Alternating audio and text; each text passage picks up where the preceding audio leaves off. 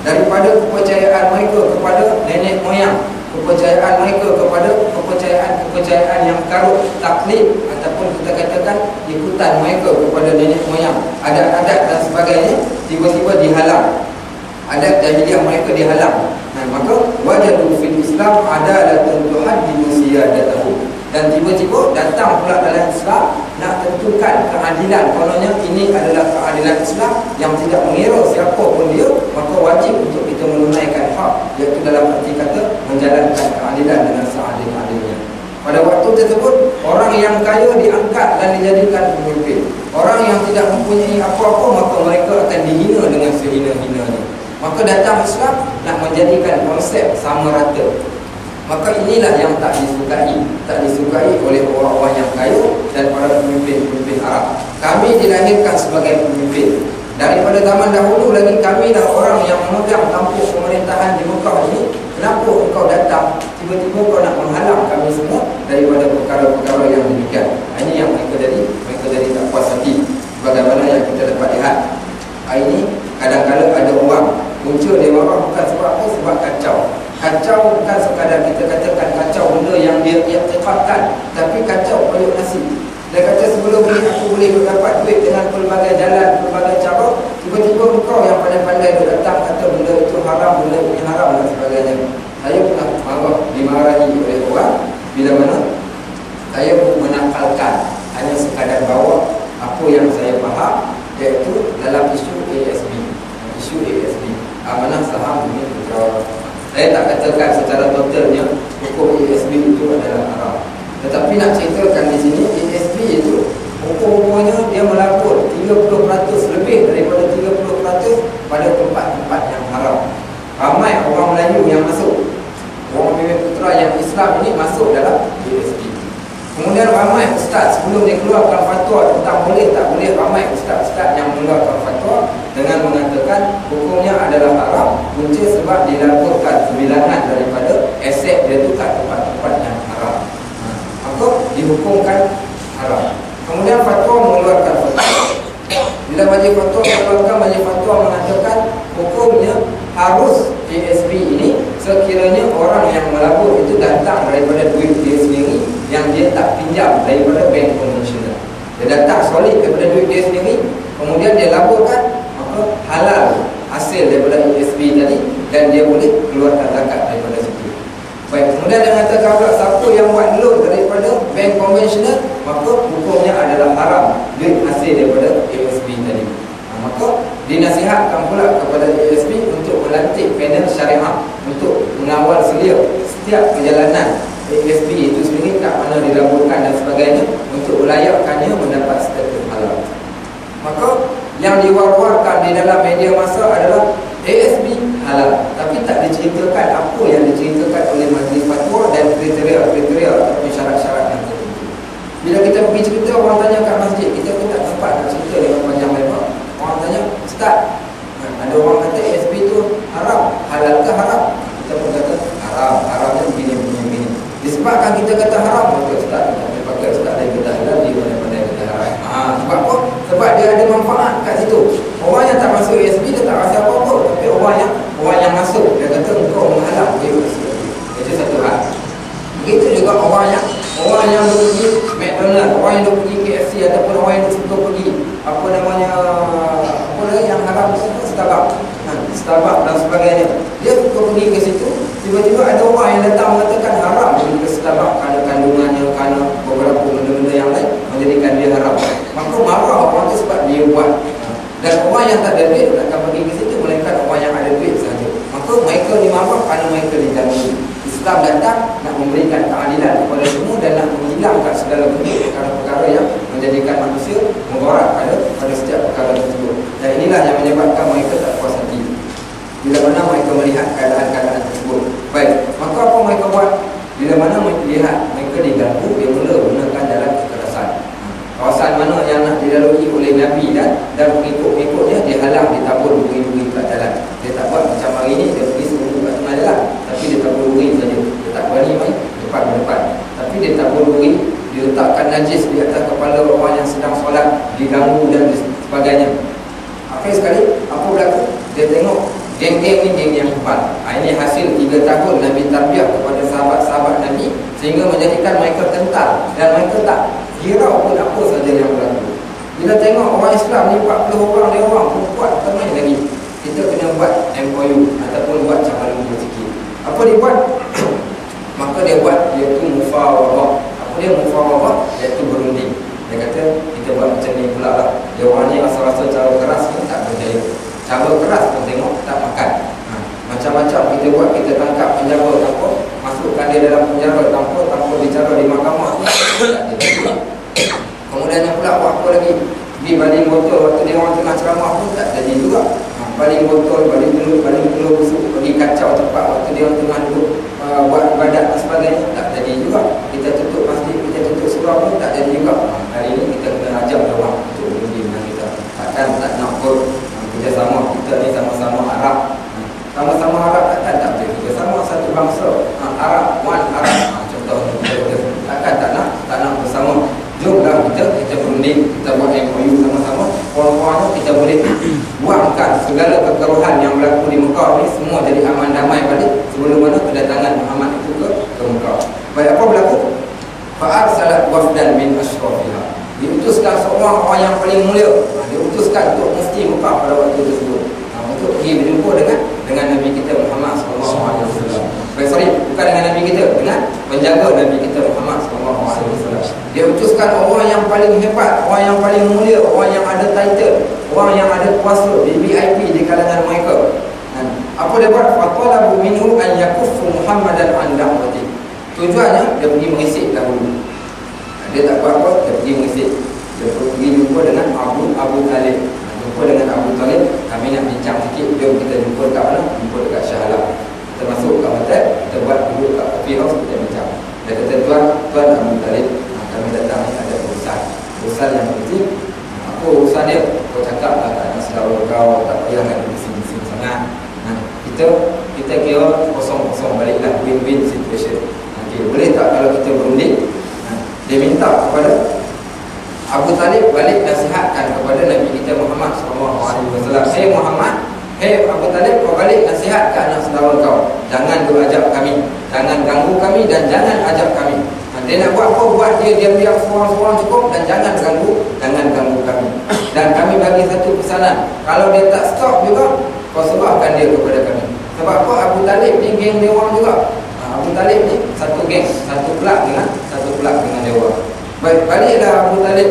Balik Abu Talib bertemu dengan Nabi kita Muhammad SAW dan berkata Abu Talib, ya ibnu akhi, wahai anak saudara aku, inna qaumaka qad ja'uni, sesungguhnya kaum engkau telah datang jumpa dengan aku. Faqalu li kadza wa kadza, dia orang telah menceritakan kepada aku demikian. Engkau kacau dia orang, engkau pergi cerita kat orang berbagai benda-benda, kau hasut dia orang. Sampai ke satu tahap ada seorang tukang di kalangan orang Arab, saya tak ingat nama dia tu. Seorang tukang tu bila dia dengar geng-geng Arab, dia kata ada seorang lelaki nama Muhammad, dia bercakap orang mustadafin, golongan yang lemah ni boleh terpengaruh dengan dia. Rakyat marhim, rakyat bawahan ni, orang yang geng bawah-bawah ni boleh terpengaruh dengan dia. Dia cakap biasa saja pun, tapi orang boleh terpengaruh dengan cakap-cakap dia. Kami pun boleh, kami rasa dia ni ada bawa sihir. Jadi ada ahli sihir. Tok Umar tu kata, dia kata kalau sihir serah dekat aku. Aku tahu cara macam mana nak buat dengan orang yang macam ni. Dia tu sekarang seorang lelaki pergi bertemu dengan Nabi. Kononnya nak buat sihir. Apa dia kata kat Nabi? Hey Muhammad, aku dengar kau pandai bercakap. Kau cakap semua orang ikut dengan kau. Boleh tak kau sebutkan kepada aku benda-benda yang boleh menjadikan aku rasa tertarik kepada kau, macam yang kau buat pada orang? Apa jampi yang kau baca? Kau baca jampi kau sekarang. Apa kata Nabi SAW? Innal hamdalillah nahmaduhu wa nasta'inuhu wa nastahdihi wa nastaghfiruh wa na'udzu billahi min shururi anfusina wa min sayyiati min a'malina. May yahdihillahu fala mudilla lahu wa may yudlil falan tajid lahu waliyyan mursyida. Apa maksud dia? Innal hamdalillah, sesungguhnya segala puji itu bagi Allah. Nahmaduhu wa nasta'inuhu, kepada Allah kami puji dia dan kepada Allah juga kami mohon pertolongan. Nahmaduhu wa nasta'inuhu wa nastahdihi wa nastaghfiruh, dan kepadanya juga kami mohonkan petunjuk dan kepadanya juga kami mohonkan keampunan. sampai kepada akhirnya bila dengar oleh Tok Umar tadi, dia kata ini bukan syair, ini bukan jampi serapot, tapi ini adalah kata-kata yang benar daripada seorang yang diutuskan oleh Allah. Wahai Muhammad, aku mengisytiharkan yang aku masuk Islam. Aku masuk Islam. Okey. Baik, maka masuk dalam Islam tu Tok Umar tadi punca sebab satu perkataan itu saja. Perkataan yang diucapkan oleh Nabi kita Muhammad SAW. Dan mereka lagi-lagi geram tak puas hati, pergi hantar jeneral masuk Islam, hantar apa datuk masuk Islam, hantar Tok Umar pun masuk Islam juga. Ini tak ada cerita. Jadi cerita ni kita kena utus siapa? Kita utus pergi jumpa bapa saudara dia. Inilah yang menjadikan bapa saudara dia balik berunding dengan Nabi. Dan apa kata Nabi SAW? Dia kata lagi, fa'abqa alayya wa ala nafsika wa la tuhammilni min al-amri ma la tutiq. Wahai Muhammad, tolonglah. Ya orang ni semua lembut kat kepada aku. Apa yang kau buat, dia tak cari kau, dia orang datang cari aku. Sekarang ni tolong jangan memberatkan aku dengan segala masalah kau. Aku tak sanggup lagi nak tanggung, dan aku tak mampu. Aku takut sampai ke satu hari aku tak boleh nak lindungi kau lagi, wahai Muhammad. Faradda alaihi Rasul sallallahu alaihi wasallam bil yasin. Nabi jawab balik kepada Abu Talib dengan satu kata-kata yang cukup yakin. Apa kata Nabi Muhammad sallallahu alaihi wasallam? Ya ammi, wahai bapa saudaraku, law wada'a asy-syamsu ala yamini wal qamaru ala yasari ala an atruka hadzal din lan atruka hadzal din. Wahai bapa saudaraku, kalaulah diletakkan matahari di tangan kanan aku, bulan di tangan kiri aku, untuk aku tinggalkan jalan yang aku telah pilih ini, nescaya aku tak akan tinggalkan selama-lamanya. Maka apa kata Abu Talib? Idhab ya ibnu akhi faqul ma ahbabta fa wallahi la usallimuka li syai'in abadan. Kalau begitu kata engkau, wahai Muhammad, pergilah engkau dan katalah apa pun yang engkau suka, dakwahlah apa pun yang engkau suka, dan demi Allah sesungguhnya aku tak akan serahkan engkau kepada puak-puak itu, walaupun aku di kalangan mereka. Ini yang berlaku walaupun bapa saudara dia tak terima dakwah Nabi, tapi pada waktu yang sama dia ni protect Nabi balik. Dan ini yang berlaku, dan bermulalah penentangan yang paling dahsyat. Kemudian berlakulah iaitu kita katakan deraan sampai ke satu tahap Nabi sendiri pun dah sampai ke tahap diganggu dengan cara diletakkan najis di atas belakang Nabi, sehingga dikoyak-koyakkan baju Nabi, diletakkan duri-duri di jalan, dan segala jenis kerja-kerja jahat yang mereka lakukan. Kemudian bila mereka lihat keadaan itu berlaku, mereka mengatakan pula, nampak tak berubah, makin ramai pula yang ikut Muhammad ini. Maksudnya kita kena buat ajak pula untuk apa? Untuk kita berbincang, untuk kita katakan, untuk apa kita panggil, bersatu. Kita bersatu balik kita di kalangan orang-orang Arab ni. Kita kena pergi jumpa dia, ajak pujuk supaya dia ikut yang kita. Kenapa tak nak untuk kita bersatu sama-sama? Sedangkan bersatu tu kan baik, bersatu tu kan kuat. Kita sekarang ni dah bercerai-berai ni.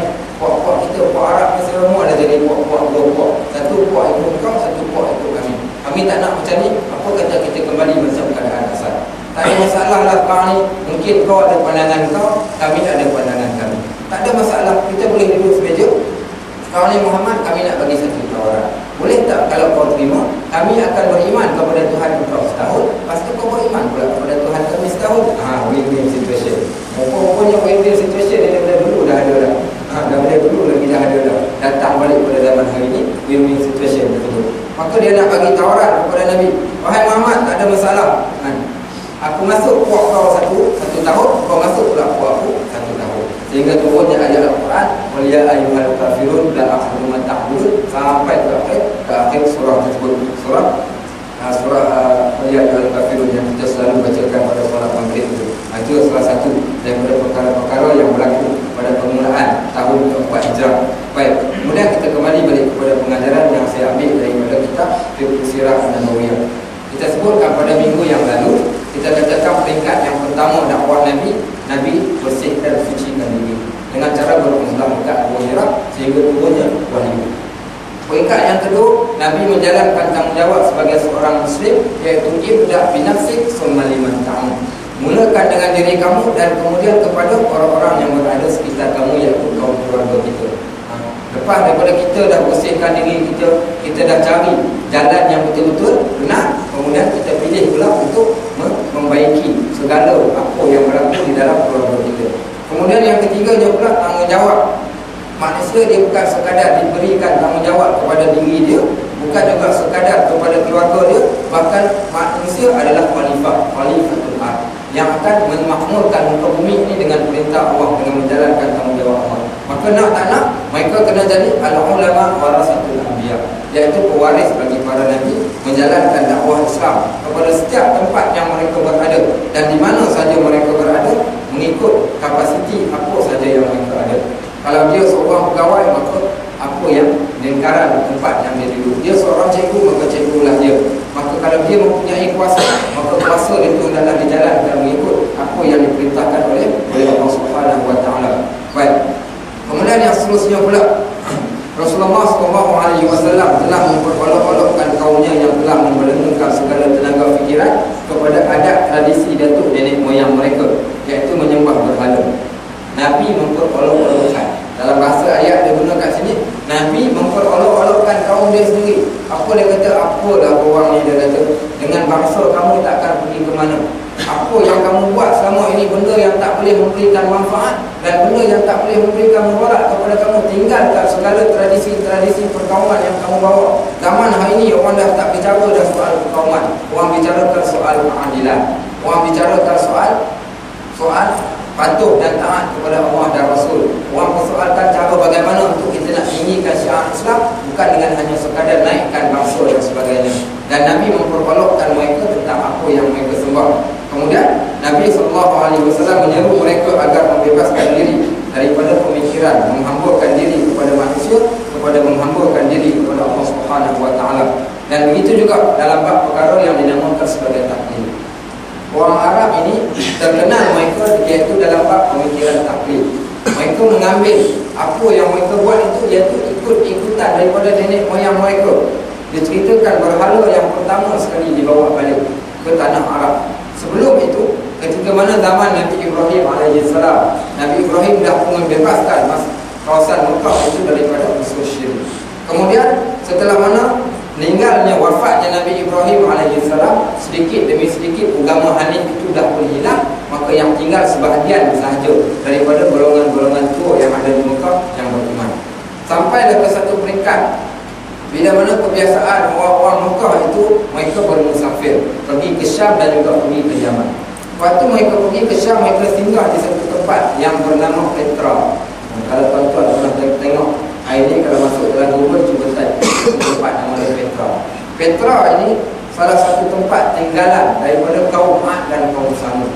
Kaum Ad dan kaum Samud, tempat yang mereka pahat batu-batu dan dijadikan rumah. Tempat yang cukup hebat, kesan sejarah, bahkan termasuk di antara perkara-perkara ajaib di dunia pada hari ini. Dan di situ bila mana mereka sampai dekat situ, dia tengok penduduk-penduduk dekat situ, puak Nabatian ataupun kaum Ambar. Puak Nabatian ini mereka menyembah berhala, patung-patung yang besar. Orang Arab tanya, apa yang kamu sembah? Orang pun kata, inilah Tuhan kami. Tuhan kami yang kami sembah. Kami minta hujan, kami minta panas, kami minta segala-galanya daripada Tuhan ini. Maka kata orang-orang Mekah yang pergi pada waktu tersebut, boleh tak kamu buatkan satu patung kat kami untuk kami nak bawa balik ke Mekah?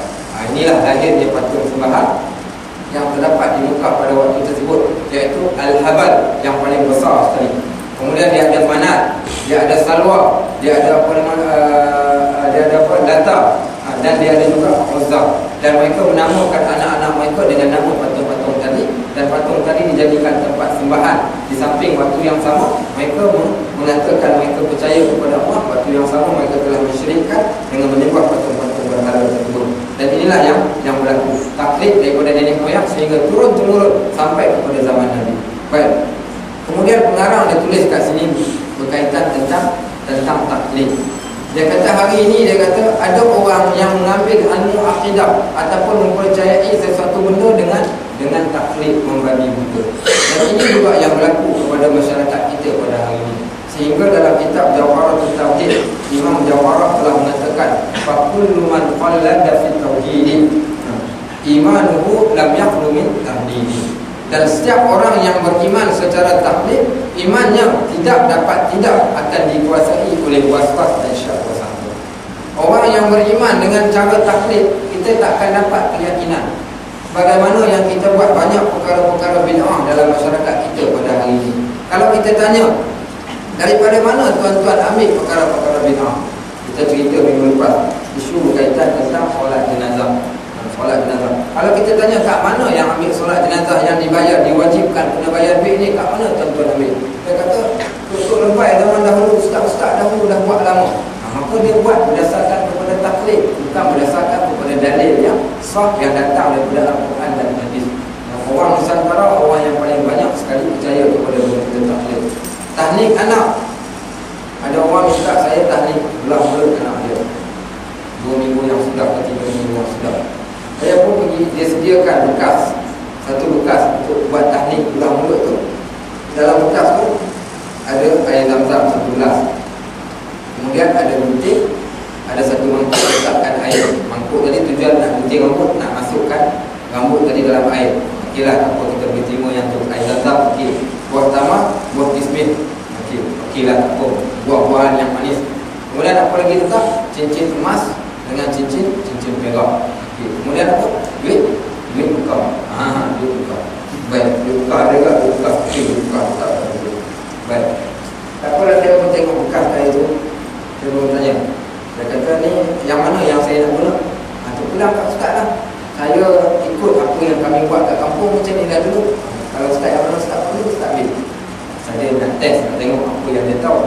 Yang cincin emas dengan cincin perak ni, kan orang buat selalu kan dia gunakan cincin emas dengan cincin perak, dia letakkan satu kali tak tunjuk mulut dan tak tidak. Dia tanya, untuk apa lah? Kami pun tak tahu ustaz, tapi dia orang buat lah. Itu salah satu dari surah taklid. Dia sendiri pun tak faham. Apa yang kita buat hari ni kita pun tak faham. Orang nak buat cukur jambul. Dalam Islam dia kata bercukur, kita cukur jambul. Dalam Islam yang sunatnya cukur, bukan cukur jambul. Kita ambil cukur jambul. Cukur jambul dia memang cukur jambul betul. Buat jambul sikit ke anak ikat, potong kat jambul kat atas. Kemudian letak dalam buayat. Buayat buai dah anak terus panggil pun buai dia buat sambil duduk nyanyi.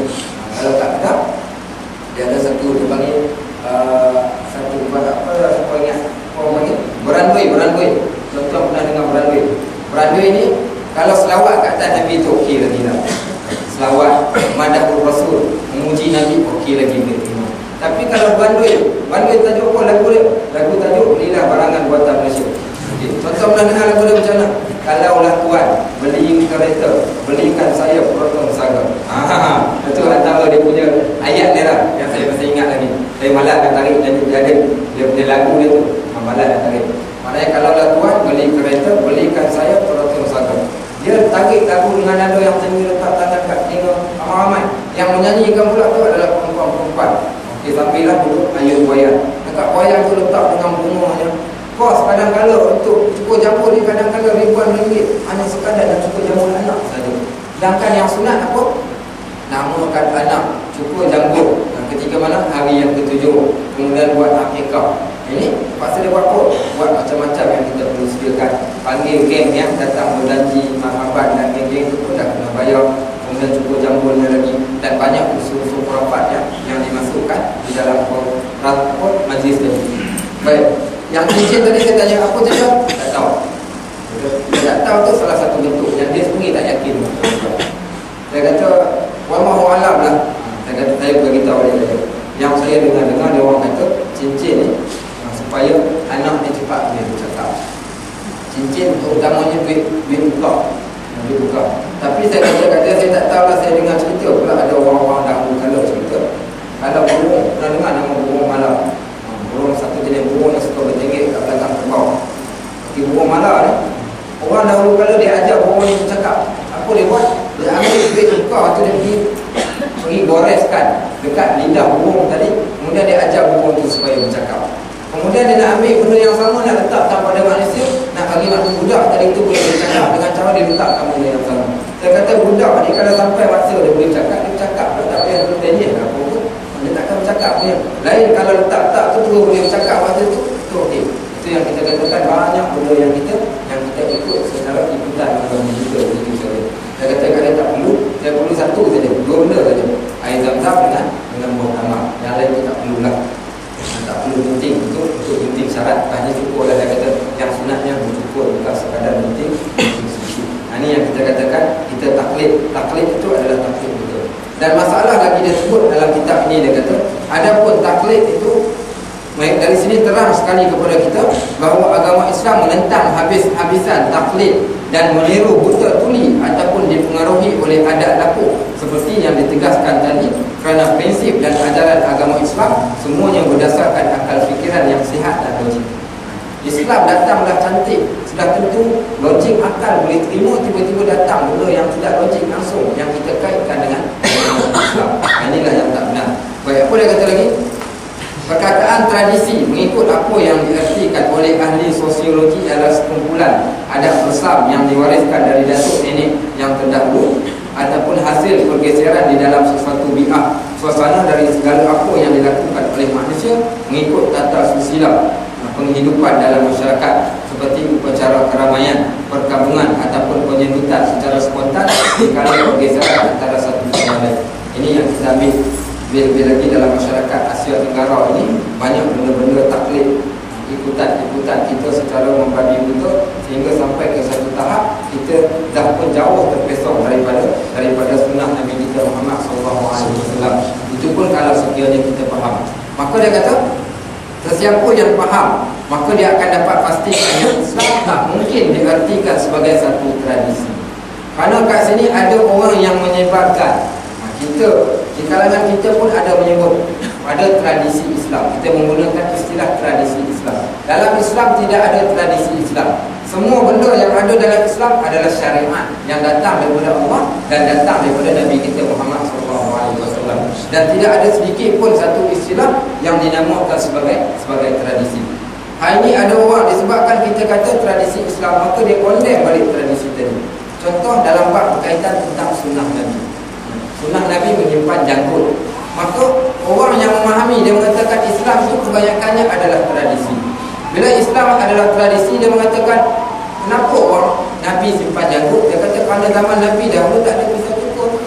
Sebab tu Nabi simpan janggut. Maka sebab dia kaitkan dengan tradisi. Simpan janggut itu adalah tradisi orang Arab. Sebab tu kita orang Melayu bukan tradisi kita menyimpan janggut. Maka tak perlulah kita simpan janggut. Simpan janggut itu adalah orang Arab, kerana dia faham begitu. Ini kesilapan. Begitu juga yang memahami, apa lagi? Yang memahami dengan mengatakan sebilangan daripada perkara-perkara yang dibuat, antaranya cara berpakaian. Ada orang mengatakan pakaian yang kita pakai, pakaian jubah ataupun pakaian menutup kepala itu adalah tradisi orang Arab. Maka tradisi orang Arab kita tak payah nak pakai pun tak apa kita nak ikut, itu hanya sekadar tradisi semata-mata. Ini juga salah satu kesilapan yang mana mereka menganggap semua yang datang dari Islam tu kebanyakannya adalah merupakan tradisi, sampai ke satu tahap kita mencerca agama Islam itu sendiri. Terutama pernah ada seorang yang mengatakan pemakaian tudung bagi perempuan itu adalah tradisi. Maka bila dikatakan pemakaian tudung itu adalah tradisi, dia kata kita tak pakai tudung. Tak apa. Tradisi kerana zaman dahulu nak bezakan di antara orang yang merdeka dengan orang yang bukan merdeka. Tradisi Arab, orang yang merdeka pakai tudung, orang yang tak merdeka tak pakai tudung. Maka dia kata hari ini tradisi itu dah pun ditinggalkan, dah ketinggalan zaman. Maka tak ada masalah untuk kita tak pakai tudung sekalipun. Maka sama juga dalam bab menutup aurat. Mereka mengatakan baju-baju yang besar-besar, baju yang berwarna hitam itu adalah tradisi saja orang Arab. Dia kata hari ini, kenapa kita nak kekalkan tradisi itu? Maka kita buat fashion-fashion yang pelbagai, yang sampai ke satu tahap melebihi daripada had-had yang telah ditetapkan oleh Islam. Ini yang kita katakan sebagai satu kesilapan manusia-manusia yang menganggap tradisi itu sebagai perkara-perkara yang datang daripada orang Arab dan bukan datang daripada Nabi kita Muhammad SAW. Kerana sifat bagi tradisi ini sifatnya tidak kita katakan tidak kekal lama. Adapun yang dinamakan sebagai syariat itu sudah tentu dia akan kekal lama. Dan inilah logik-logik yang mereka gunakan sehingga kita dapat lihat pada hari ini ramai orang yang menghalalkan perkara-perkara yang diharamkan oleh Allah semata-mata dengan alasan itu hanyalah sebagai tradisi manusia, tradisi orang Arab, apa yang telah mereka lakukan dan sudah tentu tidak relevan untuk kita buat pada zaman hari ini, terutama dalam bab soal potong tangan. Dia kata orang zaman dahulu nampak macam mana? Dia orang tak ada kelengkapan macam kita, sistem pembicaraan yang lengkap, sebab tu dia orang potong tangan. Ini yang sama juga kesilapan dan kesalahan yang berlaku dalam bab silap faham. Dan apa yang dikatakan tradisi hanyalah sekadar arus kecenderungan manusia yang terbawa-bawa oleh segolongan manusia kerana ingin meniru dan mengikuti manusia yang lain. Punca datang dengan tradisi ini kerana nak ikut, dan atas dasar kononnya dia rasa dialah yang terbaik, sedangkan syariat itu adalah satu benda yang lebih terbaik lagi nak dibandingkan dengan segala benda-benda ikutan kita yang lain. Dalam masyarakat kita banyak sangat-sangat. Contohnya kita katakan adat pepatih, contohnya bagi orang Negeri Sembilan. Sampai ke hari ini bahkan majlis fatwa pun tak berani nak keluarkan fatwa. Ustaz-ustaz berceramah pergi kat Negeri Sembilan, tak ada seorang pun berani nak sentuh kaitan tentang adat pepatih. Kerana benda ni dah lama dah buat. Tak ada seorang pun berani sebut dengan jelas. Ada siapa berani keluarkan, ceritakan tentang isu adat pepatih dan sebagainya, mengatakan haram. Dan begitu juga dalam bab-bab perkara-perkara yang lain, kepercayaan kita. Orang dahulu kala, orang Melayu, mak saya sendiri pun, ini suami ustaz tu, isteri ustaz. Orang tua kita dahulu dia percaya apa? Bohong hantu. Percaya dekat bohong hantu. Kalau bohong hantu ni malam-malam, tradisinya, ini tradisinya orang-orang kampung, bohong hantu bunyi menandakan besok ada orang hantu. Bohong hantu dia punya bunyi, dia tu macam orang tu gaji papan nak buat apa namanya, keranda. Okey, baik. Jadi orang hantu bunyi sebiji macam tu. Bila bunyi macam tu dia kata besok ada orang mati. Dia tak boleh kawal memang orang mati. Kan tengok pernah kata orang hantu bunyi confirm besok ada mati. Baik, dah jadi syirik itu confirm syirik. Kemudian apa lagi? Percaya kepada kalau nak pergi meminang. Tiba-tiba naik kereta, orang dahulu kala rumah dalam hutan. Keluar tiba-tiba ada biawak datang minta ke depan. Dia kata kita tak boleh buat urusan hari ini, nanti akan jadi siang. Maka balik buka pula kepada hari yang lain. Yang paling best orang nak pergi Mekah. Apa yang hari ini masih ada? Contoh pernah dengar. Siapa yang nak pergi ke Mekah, orang tutup Ustaz, kalau tertinggal barang, terlumpur dan naik kenderaan, dah jalan, dah separuh jalan, tiba-tiba tengok, oh Allah, tali pinggang yang hijau dah pakai kat Mekah, lumpur. Orang kata, tertinggal barang, jangan patah balik ke rumah, ambil balik barang tadi. Orang tanya kenapa tak boleh ambil balik? Sebab takut nanti mati kat Mekah. Tak balik-balik lagi lah kat tanah air.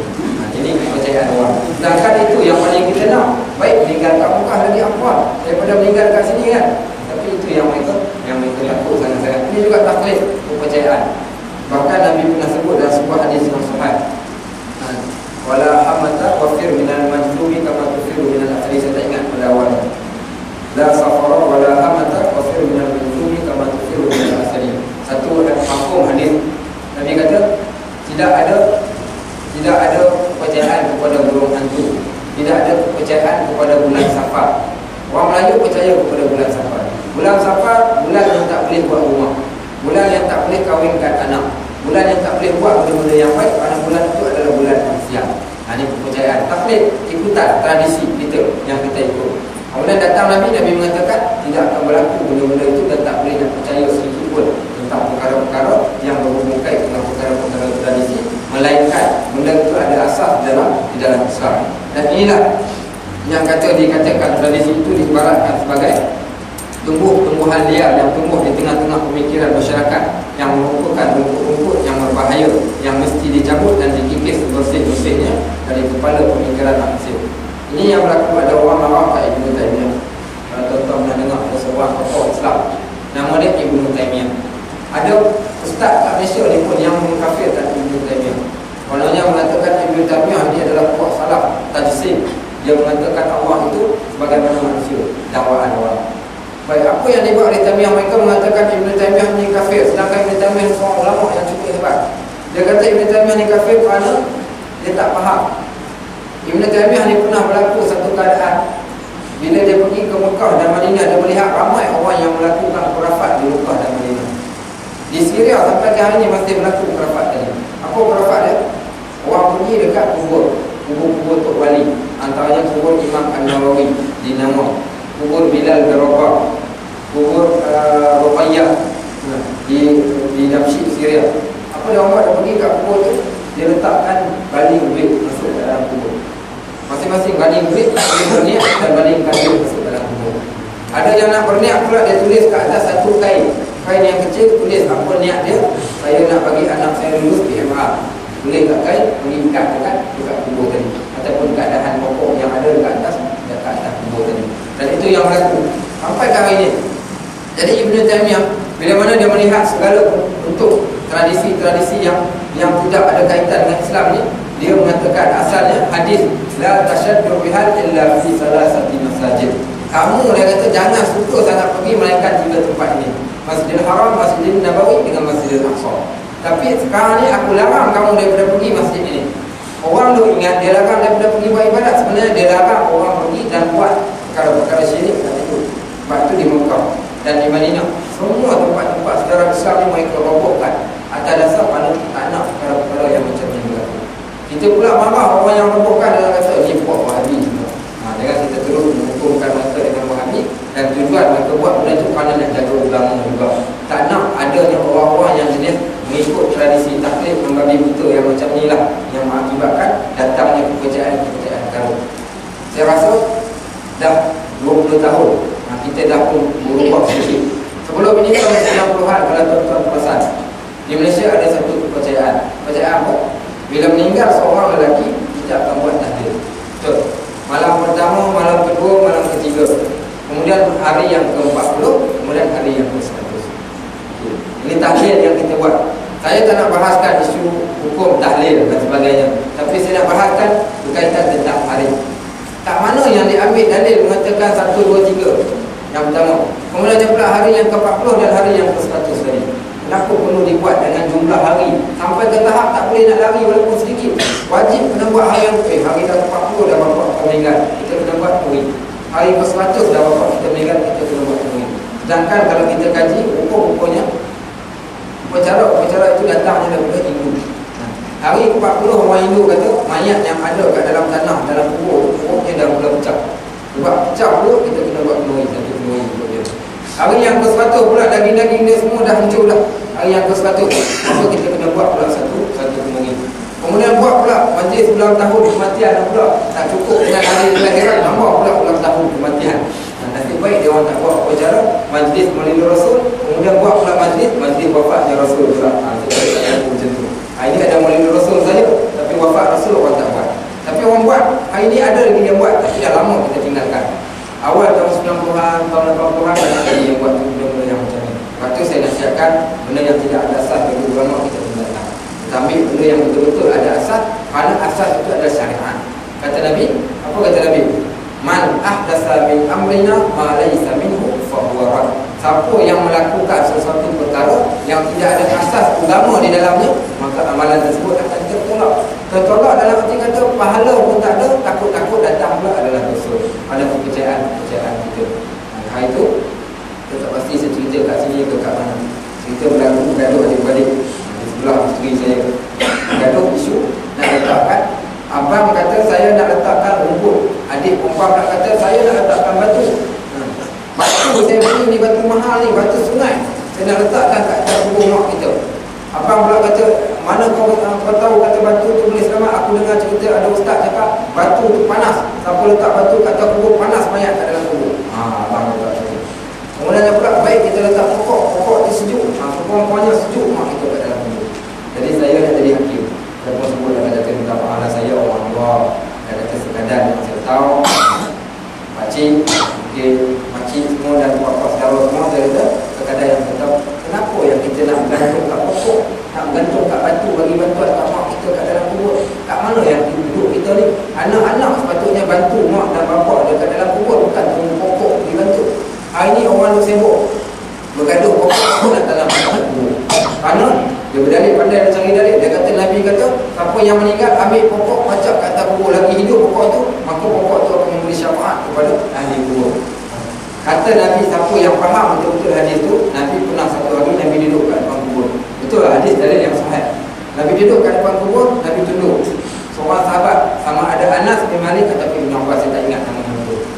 Kata kepada dia, Rasulullah, kenapa kau tunduk? Nabi mengatakan ahli kubur ini sedang diazab oleh Allah. Kemudian Nabi angkat tangan dan Nabi membacakan Allahumma inni na'udzubika min azabil qabri. Ya Allah, aku minta berlindung daripada azab kubur, wa fitnatil mahya wal mamat, dan daripada fitnah hidup dan mati. Kemudian Nabi ambil 2 batang pokok, Nabi kepakkan pelepah pokok tadi, Nabi pacakkan pada kubur itu. Nabi pacakkan dan Nabi mengatakan selagi mana hidup pokok ini, maka akan meringankan. Bukan maksudnya memberi syafaat, meringankan kepada si mati yang ada kat dalam kubur, pada pokok itu bertasbih kepada Allah. Orang pula pergi faham, tak apa kita letak pecah pokok, pokok itu akan bantu si mati. Balik ke rumah kita tidur, kita tak bacakan doa, kita tak buat apa-apa kita di dalam pokok itu. Lepas tu saya kata, tuan-tuan, kenapa perlu tunggu bantu dengan pokok nak bagi bantuan kat mak kita? Apa kerja kita pula sebagai anak kita yang sepatutnya berlumba-lumba buat amalan untuk berdua mereka? Bukan tunggu pokok dan batu. Batu tak ada kaitan pun. Bahkan Allah sebut dalam Al-Quran, yauma la yanfa'u malun wala banun illa man atallaha biqalbin salim. Hari yang tidak ada keselamatan sedikit pun. Orang yang ada harta pun tak boleh buat apa-apa, orang yang ada anak pun tak boleh buat apa-apa, melainkan orang yang datang dengan keadaan yang sejahtera hati itu. Ini yang kita paling takut sekali. Dan ini banyak perapatan, kalau kita nak kira, terlalu banyak sangat perapatan yang berlaku dalam masyarakat kita. Maka tak perlu kita nak buat perayaan 40 hari, 100 hari. Kalau nak buat tahlil, nak bacakan bacaan-bacaan yang tertentu, bacalah. Saya, bapa saya, dia bagi wasiat, dia aku meninggal pula, yang pertama engkau jadi imam. Dari imam solat jenazah. Itu saya dah tunaikan. Mak saya punya wasiat pula, aku bela orang daripada besar dapat tangan sampai besar. Besok aku meninggal, aku nak orang usung aku pergi ke kubur, kita nak bawa aku dengan kereta. Waktu tu rumah duduk dekat dengan kubur. Kira ni sekarang ni rumah saya dengan kubur 30 meter. Dia nak usung. Kita pun agak ada rumah tak nak, kita tarik balik. Tarik balik wasiat tu. Sebab mak saya pula badan besar. Okey, nak usung 30 meter. Kami pula 5 orang ni sengit, takut sengit apa, pelangga. Tapi itu wasiat yang perlu digunakan. Kemudian apa wasiat dia? Kalau aku mati, okay, tak payah buat tahlil aku. Orang baca Al-Quran, orang anak-anak, orang adik-adik baca Al-Quran untuk aku pun dah menghadapi berat malu. Itu saja wasiat dia. Maka kami tak buat, kami sekadar baca Al-Quran semata-mata. Yang lain-lain kita sedekahkan kepada orang dan sebagainya. Kita jamu orang makan, macam contoh tahlil buat, kita dah salat jamu orang makan, okey. Tapi ingat, kesilapan dalam tahlil. Apa kesilapan yang berlaku? Sedar tak sedar, orang yang buat tahlil tu kadang-kadang dia dah buat satu benda yang haram. Apa benda yang haram? Dia setelah mana meninggal seorang anak Adam, duit dia yang dia tinggalkan, harta warisan duit dia yang dia tinggalkan, perlu apa dia ambil sikit untuk uruskan jenazah dia. Saki-baki duit dia tu tak boleh nak dikacau lagi, melainkan setelah mana diberikan hak kepada orang-orang yang berhak. Dia takdirkan kalau si mati meninggal umur 35-40 tahun, dia bekerja, dia ada sedikit simpanan duit dia. Di bawah dia, tanggungan dia, ada anak-anak dia yang masih hidup. Maknanya anak itu adalah anak-anak yatim. Kemudian abang-abang, adik-adik yang lain, bila mana adik dia ni dah meninggal, apa dia orang buat? Dia orang nak buat kenduri. Tanya, si mati ada duit ke tidak? Ada dalam akaun dia. Dia simpan kat saya, buat ada. Berapa duit? Ada dalam 4-5 ribu. Buat sini 2 ribu, kita buat kenduri tahlil untuk dia. Ambil duit 2 ribu itu, buat majlis kenduri tahlil untuk si mati. Sedangkan duit 2 ribu itu pada asalnya adalah hak anak-anak yatim tadi. Tak pasal-pasal Tok Imam Masjid makan duit anak yatim, Tok Bilal Masjid makan duit anak yatim, semua kita makan duit anak yatim. Secara tak langsung kita dah memakan hak anak-anak dia, kerana kita buat kenduri daripada duit-duit mereka. Sebab tu kena pastikan, nak buat kenduri juga, pastikan jangan kalau dia ada anak-anak, jangan sampai ke tahap kita ambil duit anak-anak dia yang sepatutnya duit itu diberikan kepada anak-anak dia. Ini yang kita kena pastikan. Kalau datang bapak sekarang ni kata tak apa, saya sponsor, selaku abang saya nak sponsor, nak buat kenduri dan saya sedekahkan pahala kepada si mati, itu kita boleh terima. Ataupun duit yang lain yang tidak diganggu. Tapi kalau ambil duit daripada duit dia, maka tidak digunakan. Kalau duit si mati boleh diambil untuk urusan jenazah sahaja dan bayar hutang dia. Yang ketiga, bakinya semua ditolak kepada waris dia yang menjadi hak waris dia, melainkan dengan redha. Orang dia kata tak apalah, kami redha, semua duit ni ambillah, bagilah, nak buat apa pun terpulang.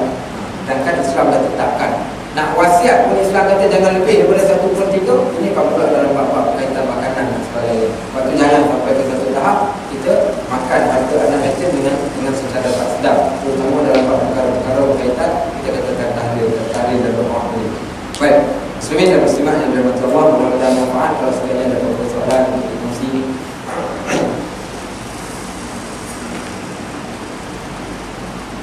silakan.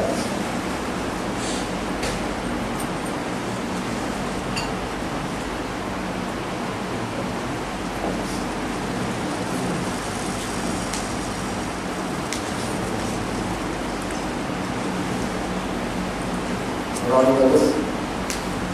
Saya pergi dari tempat, saya mengajar setengah jam sebenarnya saya cerita kat surau tu. Saya mengajar kat tempat masjid tu, kena mengajar setengah jam selalu. Sebab saya tahu dah lepas habis mengajar, kalau buka soalan komputer lalu banyak soalan, jawab aja kadang tak sejam. Sampai orang lain sampai dah panas punggung dah dulu. Kuliah subuh lah. Start kuliah subuh sekitar pukul 6.30 pagi. 7.30 habis mengajar. Soalan saja kadang-kadang sampai pukul 8 lebih.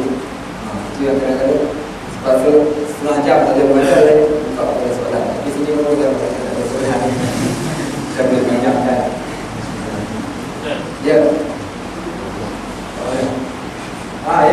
Kemudian tempat kita bumi kan, bumi orang tabur air, jurus air itu. Kamu juga jurus air itu ada nas yang mengatakan ada nas kat situ yang jurus air. Okay. Tabur bunga pun sama juga, tak perlu tabur bunga sebab pun tak ada manfaat sedikit pun. Cumanya ada yang dikiaskan dengan cerita pokok yang diletakkan selagi benda itu hidup, selagi itulah maknanya dia akan memberikan syafaat. Itu mungkin boleh lah kita ambil kat situ. Tapi kalau tabur bunga untuk kita buat macam mana orang lain, gambar-gambar lain buat sama juga letakkan kalungan bunga. Pergi ke kubur bawa bunga, itu paling bid'ah. Pergi kat kubur bawa bunga, beli bunga satu ikat, pergi letak bunga tu dekat batu tulisan. Inilah paling bid'ah yang kita buat. Tak payah buat benda semua. Yang paling penting apa? Kata Nabi, Yaqra'u Yasin 'ala al-mu'taqin. Bacakan Yasin kepada orang yang meninggal dan orang yang nak meninggal. Itu yang paling terbaik. Dan bacakanlah benda-benda bacaan yang memberi syafaat, selawat, 3 qul, Fatihah dan doa. Allahumma ighfir lahu warhamhu wa'afihi wa'fu anhu. Waktu yang sama, jangan lupa sampai kat kubur, iaitu ada adab kubur bagi salam. Dan antaranya larangan kepada perempuan. Apa hukum perempuan pergi ke kubur? Ada larangan dan ada larangan besar. Nanti larangan yang pertama, Nabi larang perempuan pergi ke kubur.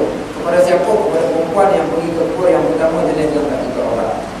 Tak tutup aurat maka dia telah menyakiti semua ahli kubur kerana dia telah melakukan dosa. Dan kubur setiap hari menyumpah orang yang lalu kat atas dia. Kubur, kalau siapa buka dalam kitab Imam Al-Ghazali, tajuknya di sebalik tabir kematian. Dia beli buku bagus, terjemahan daripada kitab dia orang mungkin satu jilid. Di sebalik tabir kematian, harga RM39. Siapa yang dapat beli, boleh beli. Okey, dia beli buku. RM39 saja. Di buku itu, dalam buku itu diceritakan setiap hari kita duduk jalan kat atas kubur duk maki. Dia kata, hei manusia, dia kata, kau berlagak semua jalan kat atas aku. Maka kau ingat satu hari kau akan masuk ke dalam aku. Baik, itu yang kita boleh takut. Yang tak tutup aurat takut gitu. Maksudnya kubur sumpahkan kita. Maka yang pertama syarat pergi ke kubur tutup aurat. Bukan ke kubur saja, pergi mana-mana pun kena tutup aurat. Tapi kalau yang kena tak tutup aurat, pergi ke kubur tutup aurat. Masuk tutup aurat tu bukan ambil telekung, ambil kain letak kat kepala, jambul kat depan. Itu tak tutup aurat namanya. Kita tutup aurat secara lengkap, secara betul. Macam mana dia solat, dia tutup aurat dia, begitu juga kat luar dia tutup aurat. Tak kira lah dia nak pakai kerudung ke nak pakai cadar ke apa sekali. Baik. Kemudian yang sebenarnya kenapa perempuan dilarang? Antara perempuan yang haram pergi ke kubur. Dia pergi ke kubur dengan sambil bercakap kubur, sambil menangis semua yang telah rindu dan sebagainya, menangis sampai tak esak-esak macam tu. Itu punya haram, menyakiti. Iaitu penghuni kubur tadi. Tak boleh menangis sampai macam tu. Iaitu maratap. Apa maksud maratap? Maratap ni menangis tak ada masalah. Seorang perempuan menangis. Ini hadis yang sahih. Saya tak ingat nafas dia, mafhum dia. Nabi melalui kubur, Nabi melihat seorang perempuan menangis. Nabi larang perempuan itu daripada menangis. Dan waktu yang sama, ulama mentarjihkan dengan mengatakan Nabi tak halau perempuan itu balik. Cuma Nabi kata, jangan menangis. Hadis yang lain, Nabi menangis waktu Ibrahim meninggal, anak kepada Nabi. Nabi menangis. Kemudian sahabat bertanya, "Atabki ya Rasulullah, engkau menangis wahai Rasulullah?" Maka kata Nabi, "Man la yarham, la yurham." Siapa yang tak ada sifat penyayang, maka dia tidak akan disayangi. Maknanya menangis itu benda yang biasa. Tapi menangis sampai esok-esok sambil pegang batu nisan, sambil kowek tanah, sambil cabut rumput, sambil tarik tunduk, itu jenis macam tu, nampak sekali tu balik-balik. Okey, kalau begitu. Baik, itu yang tiga yang diharapkan. Kemudian yang berhias perempuan. Kalau kat tempat yang lain tak digunakan perempuan berwangi-wangian. Maksud berwangi-wangian, masuk sekadar dia pakai deodorant, okey. Tapi kalau dah sembuh minyak wangi macam sembuh reset, tak ada. Pergi pula kat kubur, lagi-lagi lah. Maknanya hukumnya lebih haram. Sebab itulah apanya tak payah pergi. Kat rumah saja dah memadai. sekarang ni yang berlaku kalau kita tengok adab mengiringi jenazah. Apa yang duduk kat depan? Orang duduk kat depan ke jenazah duduk kat depan? Mana yang duduk kat depan? Jenazah kalau duduk kat depan, kita kat belakang. Ini berlaku sebaliknya. Ada riwayat mengatakan di kiri dan kanan dan di belakang. Ini berlaku yang perempuan-perempuan semua duduk kat depan ni sambil jalan berpegangan tangan sambil menangis. Kemudian yang kat belakang pula adalah geng-geng yang lelaki-lelaki yang handsome kat belakang. Ini yang jadi masalah kan. Biarkan perempuan kat depan. Jadi sama macam Cina. Macam Cina yang mati kan, dia orang menangis, buat menangis dan sebagainya. Itu yang berlaku ni perkara khurafat yang berlaku ketika menangis. Baik. Maka hukumnya perempuan harus sahaja tidak dapat pahala sunnah, tidak dapat pahala sedikit pun. Mak saya tanya, aku ingin nak pergi ke rumah apa tak payah mak, tak dapat pahala pun. Duduk kat rumah baca terus cukup. Sebab pergi tak dapat pahala. Pergi sekadar nak menghiburkan hati kita, nak mengingatkan kembali, tak ada masalah. Kita dengan syarat jaga adab kita tunjukkan. Yang lelaki pula, yang lelaki pergi kubur sama. Sebelum sampai kat kubur, kalau lalu kau sampai kubur, lelaki dan perempuan biasakan, walaupun tak singgah kat kubur, Assalamualaikum ya ahli kubur. Saya ajar anak saya sampai jiran Cina pun dia ucap Assalamualaikum. Tengok saya dia buat semua Cina Assalamualaikum ya ahli kubur. Baik, bagi salam ucapan kepada ahli kubur, wa inna ila rabbina munqalibun, dan kami juga akan mengikuti jejak langkah. Setiap kali ucapan salam kepada ahli kubur, pada waktu tertentu mereka diseksa, Allah akan angkatkan seksaan disebabkan salam yang dibaca oleh itu. Setiap kali selawat orang yang membaca melalui kawasan kubur, Allah akan angkat, berhentikan sebentar ketika orang membacakan. Lepas tu Nabi menggalakkan kita, maka Nabi menyebut aksiru fi zikri hadal lazzat, perbanyakkanlah kamu mengingati benda yang memecahkan nikmat, yang menghilangkan rasa seronok. Antaranya kubur. Pergi ke sebuah kubur, orang tak akan jadi seronok, mengingatkan kita, menyedihkan kita, menakutkan kita. Orang Melayu pula dia tak jadikan kubur sebagai peringatan, dia jadikan kubur tempat yang menakutkan. Kubur bukan tempat menakutkan. Kubur bukan menakutkan dalam aspek kita kata macam hantu. Tapi kubur ni benda nak mengingatkan tentang kematian. Ini kubur kita jadi tempat yang menakutkan bagi kita. Tengok kubur, sambut tak panik nak tulis, lari dia dari kawasan kubur. Ini yang berlaku lah. Lepas tu kita katakan kita kena tinggalkanlah benda yang berkaitan perkara yang seperti itu, terutama dalam bab kubur tadi, benda-benda yang lawa. Yang seterusnya bab makan dan minum. Saya tengah baca tertib. Bukan baca tertib, saya baca sesuatu lah waktu kat kubur bapa saya. Tengah duk baca, tiba-tiba waktu bapa saya meninggal, dia minta siapa nak baca tertib? Saya kata tak apa, bagi saya baca. Tapi saya tak baca tertib, saya baca satu benda yang lain saja, peringatkan orang yang ada. Tengah duk baca tadi, tiba-tiba ada seorang sepupu saya datang bawa air rainbow, 4 kotak air rainbow, air kotak rainbow, bawa 4 kotak letak. Waktu yang sama dia tolong cucuk, saya kasih letak kat sebelah saya, dia bagi dalam bawa kawasan kubur, makan dan minum kat atas kubur. Ini salah satu benda yang paling tak beradab orang di kubur. Walaupun nak tanam mayat, kalau sekadar orang yang korek kubur tu dia nak minum sebab dia haus, dia korek kubur, itu dimaafkan. Tapi kita yang duduk ketenggek kat atas kubur sambil minum rainbow, elok relax, dia tunggu orang tanam mayat itu paling tak boleh lah, tak beradab. Kita katakan apa? Hormati ahli kubur, hormati kubur itu sendiri, kerana mereka juga adalah makhluk Allah dan melihat apa yang kita lakukan. Itu kena jaga daripada makan dan minum, bercakap benda-benda yang lawa dan sebagainya. Apa dah khurafat kita taklid buta yang kita ikut kat kubur. Sampai kat kubur ada orang tutup pesan, tuan anak-anak semua jangan pergi baca nama-nama dekat batu nisan. Siapa yang baca nama-nama dekat batu nisan, besok mata dia akan jadi rabun. Mata rabun benda tadi. Tengok umur 40 tahun dah rabun ni confirm. Pergi kubur baca batu nisan. Itu semua cerita kau, tak ada masalah pun. Tak ada masalah. Baca dah nak baca kubur. Semuanya adab dengan melangkah saja. Kalau melainkan tak ada kawasan yang lain, maka tak apalah. Elakkan daripada melangkah. Baik, ada soalan lain? Ya. Selepas mandikan jenazah, bila melarang saya bangun, juga guna air buang. Macam mana lepas mandi jenazah, Bilal bangun? Melarang saya bangun. Oh, dilarang bangun? Bangun dulu kata. Itu saya guna air suam kaki. Nanti pijak kat saya, lepas tu dia bangun tarik. Dia takut lebih baik. Itu pun dia tak ada pun kita orang lagi ni pelik semua. Dia takut Sebab tu saya siapa yang ikut haji, kita ikut kelas saya, kelas kerana tafsir surah jin. Okay, kalau balik cuba semak lah, tak boleh semak tafsir, semak terjemahan pun kita dah faham. Terjemahan dalam surah jin cerita Allah Ta'ala turunkan satu surah nama surah jin. Dalam surah jin tu Allah cerita qul ya ilayya annahu istama'a nafarun minal jin. Cerita surah jin kata kami dengar Nabi Muhammad baca Al-Quran dan kami tertarik kepada Al-Quran tu, dan kami ambil Al-Quran sebagai petunjuk kepada kami, dan kami merasa cukup takjub dengan Al-Quran tadi. Dan diceritakan dalam ayat tu bagaimana jin kata kami dahulu kami ingat manusia tu hebat, tapi tiba-tiba manusia bila bertemu dengan kami, dia pula minta perlindungan dengan kami. Maka apa kami berikan kepada manusia, kami sesatkan lagi mereka. Punca yang kita jadi sesat ni kerana asalnya jin ni takut dengan manusia, tapi disebabkan kita dulu anggap jin ni hebat, dia sesatkan kita dengan benda-benda yang macam tu. Sebab ni yang menjadi jin bermaharaja lela dekat dalam Melayu ni. Macam-macam jadi hantu kat Arab, kita jumpa hantu pun kat sini ada. Sebab kita percaya dengan hantu. Nak masuk hutan, hantu pak lalu ni. Dan benda ni, apa yang baca tafsir tu dia cerita, orang Arab dulu ada benda ni. Dia nak pergi lembah mana-mana, dia akan minta, wahai penunggu lembah sekian-sekian ni, tolonglah berikan perlindungan kepada kami. Maka jin-jin yang ada kat situ, bila dia tengok, oh manusia minta perlindungan dengan kita, kali kita jadi hero, kita sesatkan dia. Ini yang berlaku ni. Sebab kita percaya kepada jin. Baik, sama dalam babnya tu badi. Apa dia badi? Apa dia badi tu? Orang kata badi tu jelmaan, badi tu perasaan. Maknanya benda-benda tu hasutan syaitan, betul.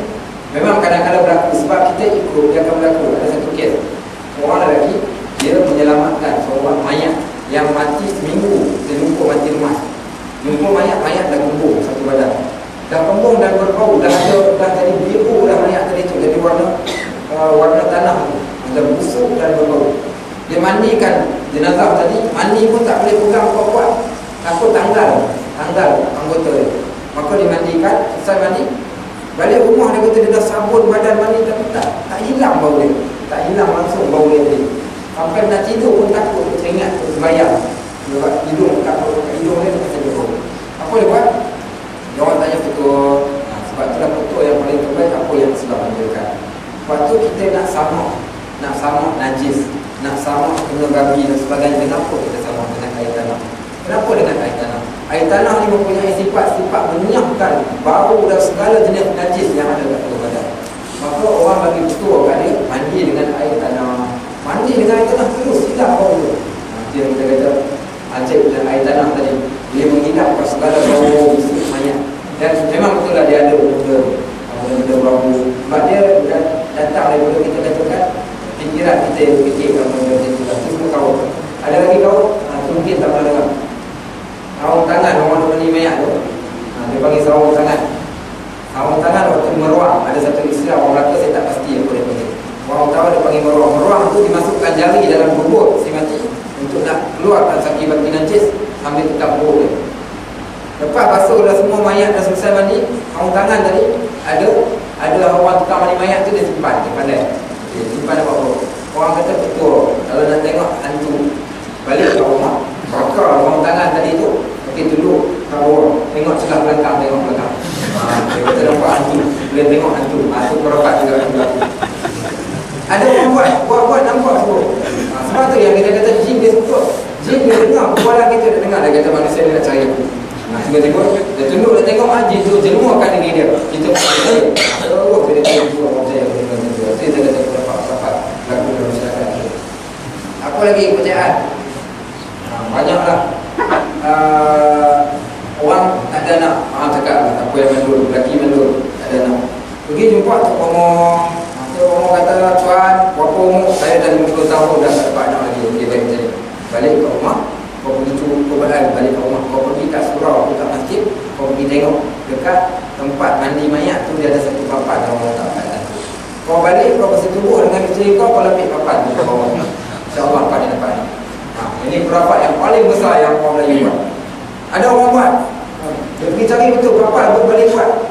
Curi papan, tahu curi papan kat pantai, kau balik mata-mata kau nak dapat ni. Dan apa berlaku? Allah memang nak uji manusia. Allah jadikan betul dapat ni. Allah jadikan betul dapat. Apa akan berlaku kalau jadikan orang itu? Dia akan kata, hebat tu orang tu, hebat papan. Hilang terus dia kepercayaan dia kepada Allah. Itu salah satu usul yang jadikan manusia syirik. Sebab tu apa Allah sebut